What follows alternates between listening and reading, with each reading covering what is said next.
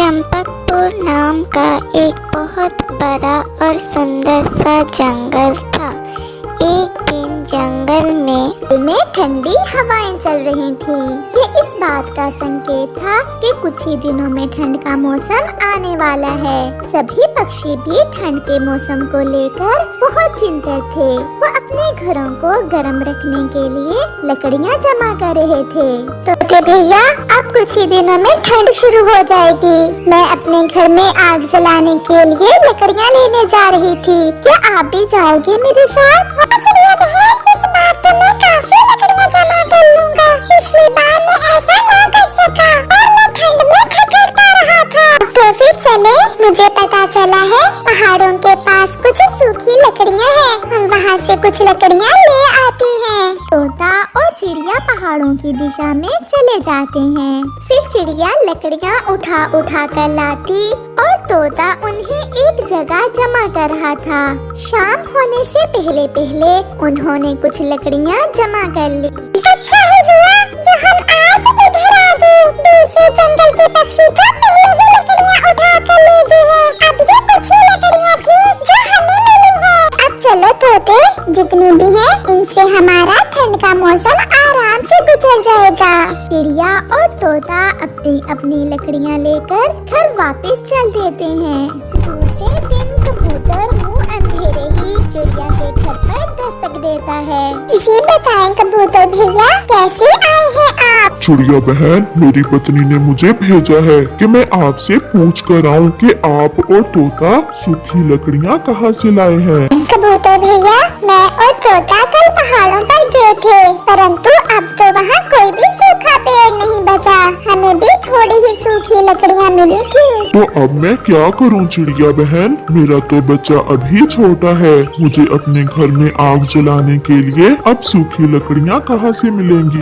कबूतर भैया, मैं ये तो नहीं जानती। हाँ, कुछ लकड़ियाँ मैं आपको दे सकती हूँ अपनी लकड़ियों में से। नहीं चिड़िया बहन, मैं कोशिश करता हूँ, शायद कहीं से मिल जाए। फिर कबूतर सारा जंगल घूमता है, परंतु उसे कहीं से भी कोई सूखा पेड़ नहीं मिलता। फिर वो घने जंगल में पहुंच जाता है। वो एक बड़े पेड़ के पास जाकर बैठ जाता है। अभी धूप है, मैं ऐसा करता हूँ, इस बड़े पेड़ से कुछ लकड़ियाँ काट लेता हूँ। ठंड आने से पहले पहले वो लकड़ियाँ तो सूख ही जाएंगी। ऐसा सोचते हुए कबूतर अपना कल्हाड़ा लेकर उस बड़े पेड़ की तरफ बढ़ता है। रुको रुको कबूतर, ये आप क्या करने जा रहे हो?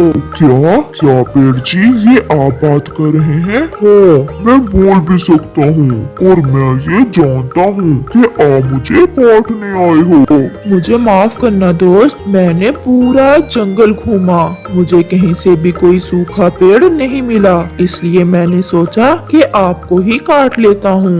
कालू जी, देखो तो ये पेड़ इस कबूतर से क्या बात कर रहा है। कालू कौवा और गोरी कौवी पास में छुपे बैठे कबूतर और पेड़ की बातें सुन रहे थे। कबूतर, आप मुझे ना काटना, मेरे पत्तों में एक खास शक्ति है। आप मेरा एक पत्ता तोड़कर उसे अपनी चोंच में लेकर जो भी मांगोगे आपको मिल जाएगा। सच? अगर ये सच है तो फिर मेरा काम हो गया। मैं केवल कुछ सूखी लकड़ियाँ ही चाहूँगा और वही मेरी जरूरत है, मुझे और किसी चीज की जरूरत नहीं है। फिर कबूतर उस पेड़ का एक पत्ता तोड़कर अपनी चोंच में लेता है और कुछ सूखी लकड़ियों के बारे में सोचता है।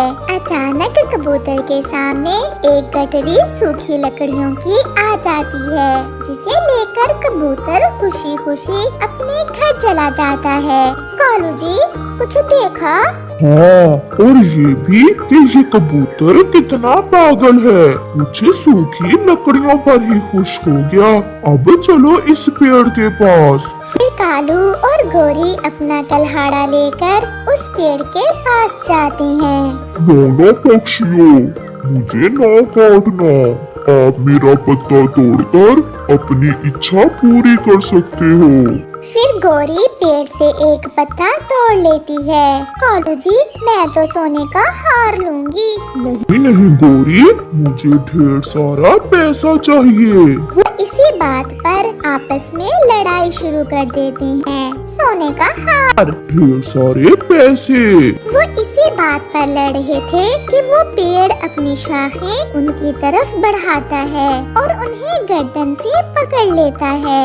अगर मैं मुसीबत में दूसरे पक्षियों की मदद करता हूँ तो तुम्हारे जैसे लालची पक्षियों को सजा भी देता हूँ। मर गई, कालू मर गई, मेरा सांस रुक रहा है। फिर कालू और गोरी पेड़ से माफी मांगते हैं और फिर कभी लालच ना करने का वादा करते हैं और वो पेड़ उन्हें छोड़ देता है। ऐसे कालू और गोरी को खाली हाथ ही वापस जाना पड़ता है।